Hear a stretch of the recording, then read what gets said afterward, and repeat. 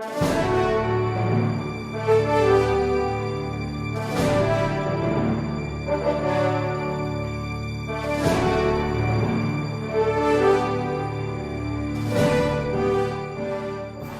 the case anymore. So perhaps we can wind up on this matter, given that there is testimony already with respect to the document's authenticity. Unless the prosecution will present contrary evidence, we can perhaps proceed with the evidence of the prosecution on the main case at hand, which is the impeachment complaint against the Chief Justice. Thank you, Mr. President. May the prosecution respond briefly, Your Honor? Let us first hear the Thank you, Your Honor. so that you can respond in toto. All right. Senator Pangilinan, Mr. President. Thank you, Mr. President. I just have a few questions directed to the president of the bank, because yesterday, or was it the other day, the bank manager was unable to explain to us the procedure or the system by which the main office and the branches are able to access information from a specific branch. And so we'd like to know, Mr. Witness, can branches of PS Bank access the bank accounts or bank records of a specific branch? Only for certain accounts, Your Honor. And what accounts would this be? This would be current and savings accounts, and because we allow our customers, actually we're one of the first, not the first bank, to allow customers to deposit or withdraw nationwide. Okay. So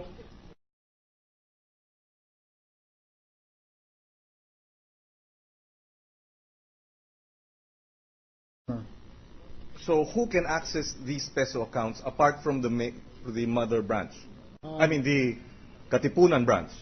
The Katipunan branch and head office, Your Honor. So there are because these are, Your Honor, if I may explain, these are time deposits. Oh, okay. We do not allow it. So time deposits can only be accessed by the headquarters. Yes, Your Honor. Apart from, of course, the bank itself. Yes, Your Honor. The branch itself. So in this case, the time deposits, and who in the main office can access these time deposit records? There are certain officers that are allowed access to for purposes of verifying signatures. How many? I would probably estimate a couple, not too many. Two. More than, I think, two, because we have to have what is this backup. Would you have access to it? No, Your Honor. So maybe two or more. Five in the main office? Probably. I couldn't give you an accurate number. But just to have an idea as to who can actually access these time deposit I cannot access any account of the bank myself, Your Honor. I'm just interested in who can and how many are they. So you have, and in a branch, how many can access those time deposit records? In the branch, specific personnel only in the branch, like the branch operations officer, the branch manager, and only the branch staff who are allowed to or are handling the processing of time deposits. So would you have, tama bang sabihin, another 5 people in the branch? Probably 4, 5. Probably. So in effect, as far as PS Bank is concerned, 10, more or less, 10 people, maybe we can, 10 or 12 people can access the time deposits from the main office to the branch. Only certain information, sir. Yes. Yes. Specimen signatures, balances, but there are other information that's not accessible. Okay, so that's clear. Apart from bank personnel, sino pa ang pwedeng mag-access dun sa time deposit records na yun? Outside of the bank? Outside of the bank,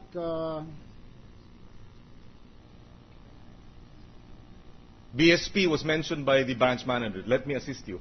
well, AMLA was mentioned by the bank manager. the BSP actually does not access deposits.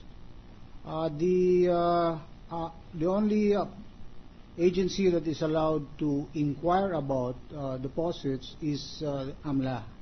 But if they do inquire about it under the law, they can inquire through a BSP examiner. So a BSP examiner in coordination with the AMLA? No, Your Honor. It's not the BSP examiner. I think there are specific examiners for AMLA. But when the BSP actually opens a review of the bank, which is done every year, it's only these AMLA examiners that could theoretically ask us for information about accounts that are only covered by AMLA. Would you have information as to who these examiners are and how many would they be? Would they be 4, 5? No, Your Honor. Normally, it would probably, if there are. It Yes. doesn't happen all the time. Yes.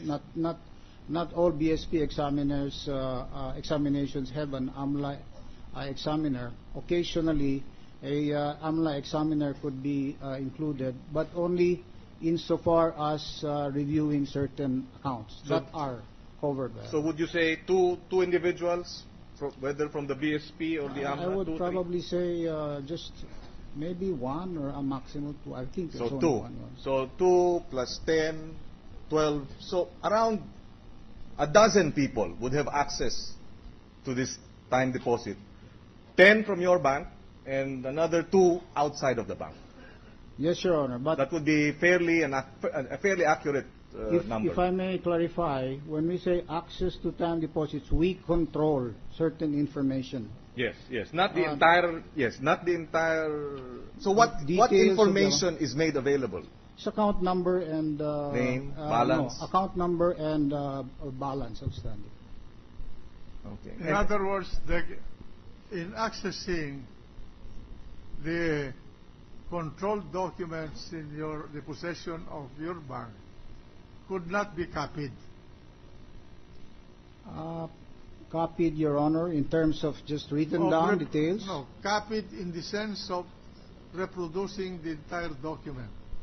From the systems we have, Your Honor, no.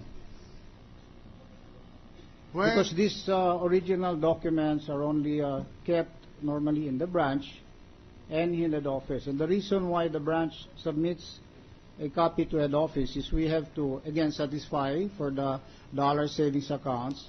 It's for business recovery processes, Your Honor. Just to explain, we have to have a similar document because if the branch burns down, if there is a earthquake, etc., we have a backup document that we can refer to. now, before any outsider or any other officials of the bank can access the records impounded in a vault or depository equipment or instrument, only the people designated to open those vaults or those depository equipment or instruments would first open the vault or the depository equipment or instrument and to get the documents that contain the information desired. Am I Yes, correct? in you are this? correct, Your Honor. All right. I cannot even... Not just anybody can go there Not even me, Your Honor. and look at it. There. No one. Because the branch manager of your Katipunan branch said there are 2 designated officers that can only who are the only ones who can open the container of this sequestered and secured documents. I confirm that, Your Honor. Okay. Just All right. one more question. Doon sa dokumento na hinihiling ng korte na dadalhin po ninyo bukas, na lalagyan nyo po ng tape yung dollar account, yung 12 nabanggit po nating mga tao, whether sa branch, or sa main office, or sa AMLA, or sa BSP, sila ba nakikita nila, may access sila dun sa dokumentong yon? The document Itself, the here, document itself. No, The sir. original document itself.